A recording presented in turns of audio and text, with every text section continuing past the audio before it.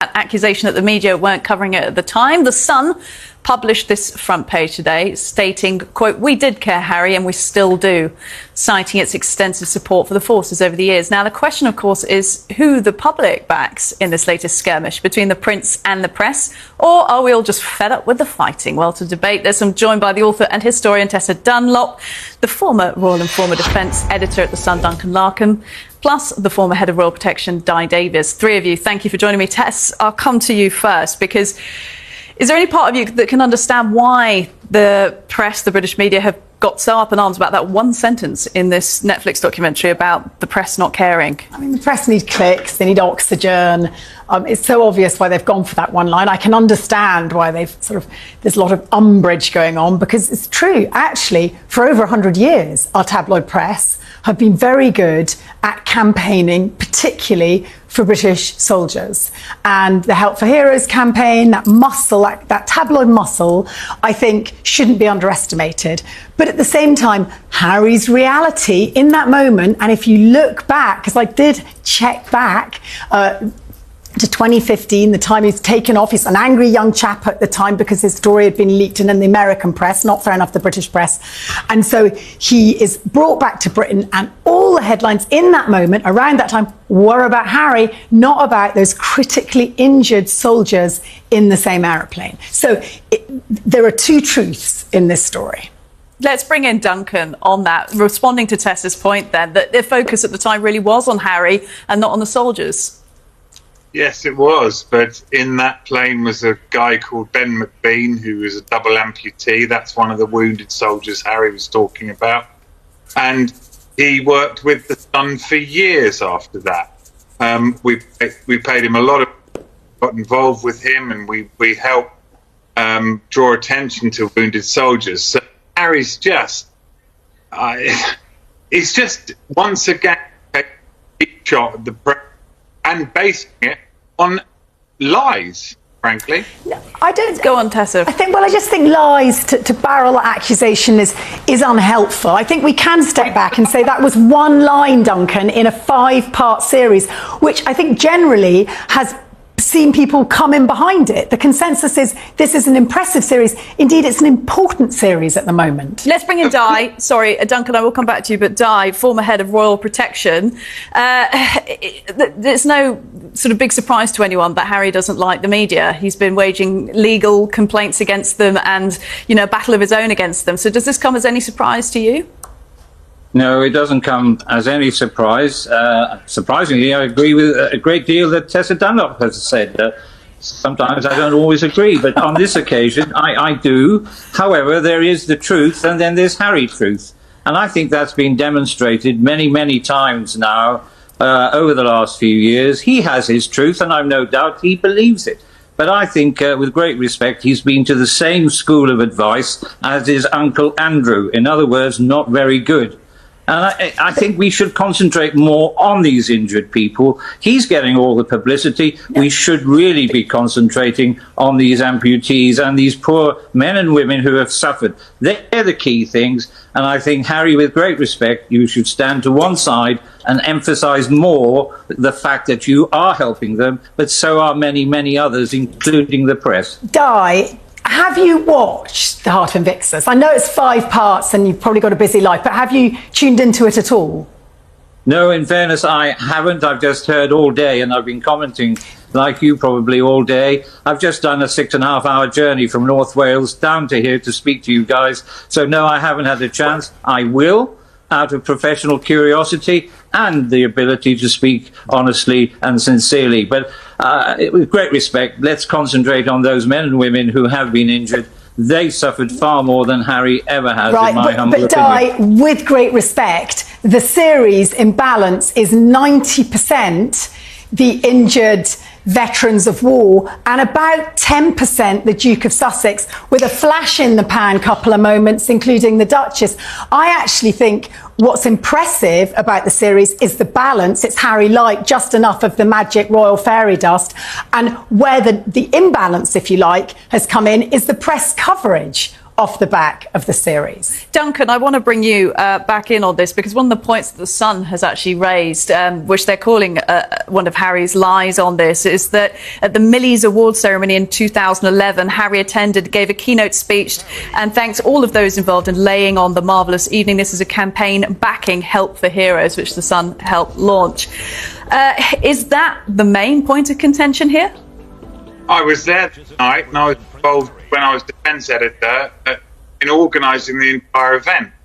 For Harry to say that the plight of British soldiers wounded in Afghanistan was ignored by the press, I'm sorry, it's not true. And what do? We have to call out a prince who is telling lie after lie after lie. Well, Tessa, what does that how does that impact public sympathies towards Harry? I totally understand that Duncan, as a former tabloid editor, feels passionate about the good that tabloids do, because often we talk about the bad they do, including Harry in that narrative, incidentally. However, to accuse him of telling lie after lie is over-egging the pudding. Yes, he said in that moment he felt the attention was on him. Why wasn't it on the maimed victims of war? But actually, his whole series is on the pity of war, and I think it's beautifully constructed, and it's not full of Harry lies. So let's not pile on the inaccuracies and double down on them. Let's stand back and say that was one emotive line from Harry. But otherwise, I think the series at this time, when there's a bit of a wobble going on behind the Ukraine campaign, it's a force for the good. Go on, Doug. Let's let one lie go. That doesn't matter. The fact is, he uses his platform these days to distort and to give a false account of what is the reality. And we're getting the public are getting it. The Invictus Game, incredible thing Harry has done, and he deserves a lot of credit for it. But when he goes on and tells lies, tells lies about his family, tells lies about the British soldier press, it's not acceptable. It's fake news. Duncan, your line is slightly breaking up, so I didn't mean to break into you totally there. Hopefully it'll re-establish. I want to go to Di in the meantime and just ask that idea of the public sympathy side of this. Are they seeing more about the Invictus Games and the soldiers? This is rehabilitating Harry's image, this documentary, or is it a PR backfire? Well, I don't know is the honest truth, because I haven't seen it. So I will, as it were, stand judgment. But reading some of the comments I have on various social media, about 6,000 to 1 really don't support him, which is sad. In respect to what Tessa said, perhaps if he'd put 2 or 3% in about himself other than the 10%. But I do say he's a grown man now. He's 40. Yes, he's experienced things, but so have so many. And to keep harping on about it, with great respect, I don't think he does himself justice. And indeed, I agree with Duncan that some of the things he has said, even about his brother on this occasion, as I understand it, isn't true. He was supported and arguably has had more support than most people. You think about a squaddy that's brought up in a council estate and had 2 legs blown off and a thing. How much support other than from the Help the Heroes and indeed the military? And I think it's decrying. I know a lot of military officers and men, and they're absolutely horrified. So they tell me in the short period we've had about what he's coming out with. All I would say is I've often heard Harry tell his story and it's never elicited a tear. I've never cried for Harry. I was flying back yesterday from Romania and I watched 2 episodes back to back and the man said, "Are you all right, love?" Tears pouring down my cheeks because the stories in that Heart of Invictus series are so moving. Nothing to do with Prince Harry. So I would beseech both you and Duncan to please watch it first and comment second. And I think we found a replacement for Stacey Dooley, or perhaps a partner for. I mean, he's quite brilliant. He's very congenial. He's very warm. This is Harry at his best. Even the Times newspaper said that. I really beseech you to watch it. Duncan, Di, that's your viewing for this evening, sorted according to Tessa Dunlop. I watched it twice, Tessa, Go on. but thank you.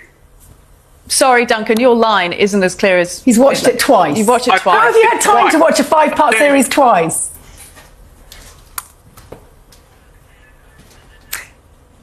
That's Everett. I think somebody has gone there, but I always respect... Tessa, I always respect what you say, and I certainly will take up the offer once I've had a cup of tea. Hey everyone, welcome back to Royal Sussex Squad. Today, we're diving into yet another media attempt to discredit Prince Harry, this time over his heartfelt statements about media coverage of wounded soldiers. But as always, the truth is far from what the tabloids want you to believe. Stick around as we break it down, and don't forget to subscribe and support us through super thanks to keep real narratives alive. So here's what's happening. The British tabloids, led by The Sun, are furious over a single line from Harry's Heart of Invictus documentary. They're desperately trying to twist his words, claiming he lied about the media's lack of coverage for wounded soldiers. But let's step back. Who benefits from this outrage? Spoiler alert, it's not the veterans. First off, Harry's point was simple. At the time of his return from Afghanistan in 2013, the headlines were all about him, not about the critically injured soldiers on that very same flight. He was highlighting how the media sensationalized his story while ignoring those who had made the ultimate sacrifice. And guess what? He wasn't wrong. The evidence is there. The front pages were all about Prince Harry returns rather than the brave men and women who served alongside him. But now the press is scrambling to rewrite history. Suddenly, they care about veterans. If that were true, where was this energy when Harry launched the Invictus Games? Where was this passion when Meghan and Harry personally advocated for wounded warriors, long before any of these tabloid experts even acknowledged them? The hypocrisy is staggering. Then we have so-called experts like Duncan Larkham and former royal protection officials trying to downplay Harry's experiences. The classic tactic: paint him as delusional, suggest he's making it all up. But here's the kicker. Many of these critics haven't even watched Heart of Invictus. How do you slam something you haven't even seen? The bias is on full display, and it's embarrassing. Let's be real. This is about control. Harry is out of their grasp and they can't stand it. Every time he speaks the truth, they panic. Instead of addressing real issues like the struggles veterans face, they focus on smearing him. Why? Because they know Harry is a force for change and they fear his influence. At the end of the day, history will remember who actually made a difference. And it's not the tabloids. Harry and Meghan continue to uplift veterans, advocate for real change, and use their platform for good. The British press, just another desperate attempt to rewrite the past. If you're tired of the nonsense and want to support real journalism, hit that subscribe button and consider sending a super thanks. Let's keep the truth alive. See you in the next one.